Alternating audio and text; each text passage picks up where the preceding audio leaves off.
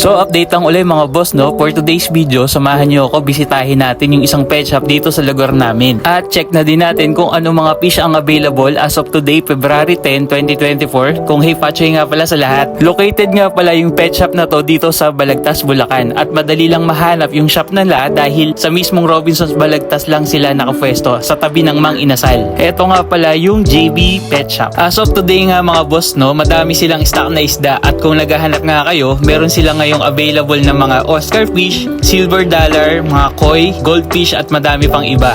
Ipapakita ko na lang sa video yung mga available nila. Meron nga din silang mga barb fish na iba't ibang variety o kulay, mga mollies na iba't ibang variety din, mga Danius fish at kung naghahanap kayo ng feeder fish or maliliit na goldfish, available din dito. At talaga namang di tayo mauubusan ng isda mga boss. Madami din sila ngayong iba't ibang klaseng tetra fish. Meron nga din silang mga glow tetras. Meron nga din pala ako nakitang malalaking parrot